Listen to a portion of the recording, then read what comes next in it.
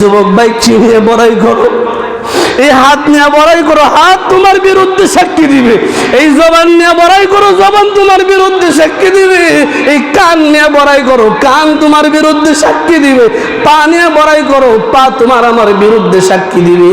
জিনা দিয়ে জিনা করো, মেয়েদের সাথে দর্শন করো, এই লজ্জাস্থানটাও তোমার আমার বিরুদ্ধে দাঁড়ায় বলবে আল্লাহ নাফরমানরা মিথ্যা কথা কয়, আমি নিজে সাক্ষী দিচ্ছি জিনা করছি। একটাবার হিসাব মিলায় সেই দিন আপনার আমার উপায়টা কি হবে? আল্লাহর নবীকে আমি দেখলাম জাহান্নামের একটা চুলা, এই চুলার ভিতরে নারী এবং পুরুষ দুই শ্রেণীর মানুষদেরকে উলঙ্গ অবস্থায় রাখা হয়েছে। তাদেরকে শাস্তি দেওয়া হয়েছে, তাদের শাস্তি দিতেছে। আমি নবী তাদের শাস্তিটা দেখা কায়দা দিছি।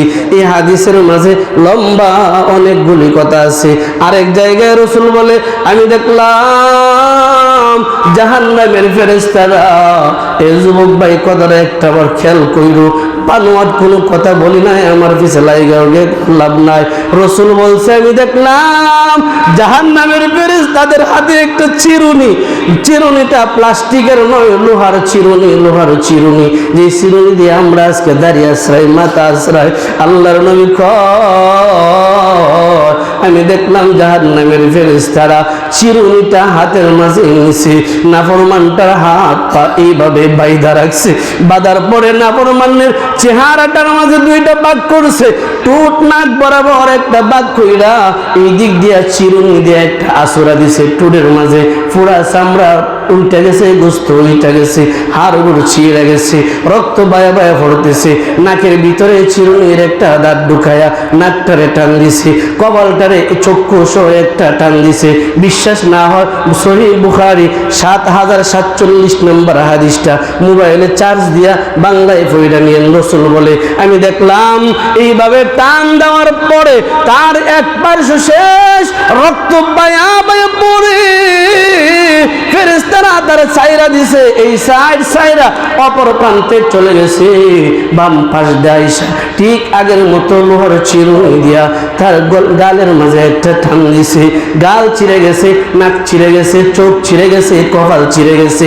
এই দিক দিয়া রক্ত পড়তে ডান পার্শ্ব আবার সুস্থ হয়ে গেছে, আগের মতো নতুন হয়ে গেছে। আবার ডান পাশে আইসা শাস্তি, এইটা ছিঁড়িতে বাম পাশ আবার নতুন হয়ে গেছে।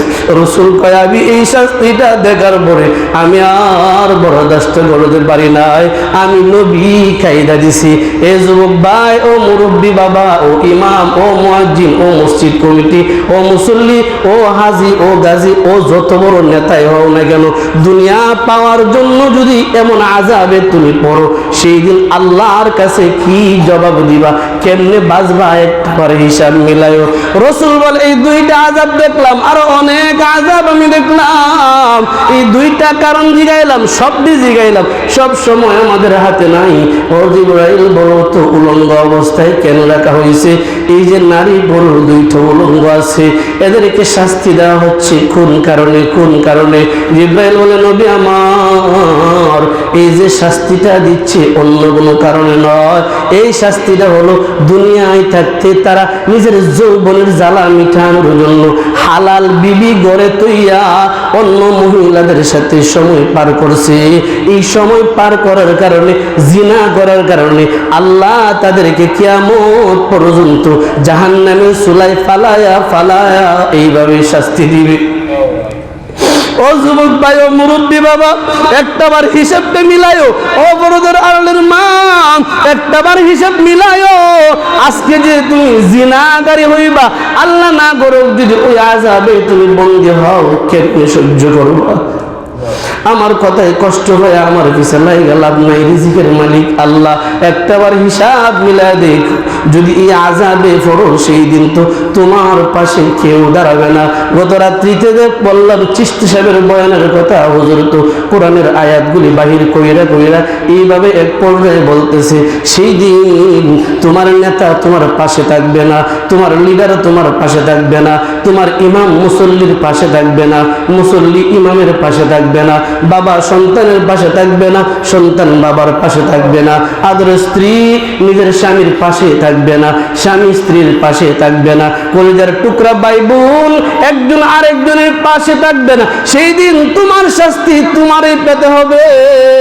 এই যুবক ভাই একটাবার হিসাব মিলা দেখো তো, আজকে যে একটু আনন্দ পাওয়ার জন্য এই গুনায় লিপ্ত হও, সেই দিন কেমনে বরদাস্ত করবা? রাসূল বলেন মেরাজের রাত্রিতে আমারে আমার আল্লাহ এইগুলি দেখাইছে।